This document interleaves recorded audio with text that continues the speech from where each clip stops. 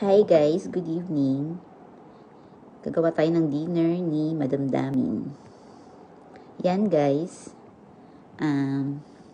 cucumber yan with cabbage and lettuce. Yan, halo-halo. Then, lalagyan natin siya ng cheese, onion, saka radish. Yan, haluin ko ulit yan. Then, lagay natin yung cherry tomato. Yun. And pomegranate. 2 scoop nilagay ko yun. 2 kutsara. Then, lagay natin yung tira kong tuna kagabi. Diba? Kalakalahati lang kasi nilalagay ko. Masyado kasi marami pag isang can. Kaya kalakalahati lang. Then, lalagay na natin yung celery.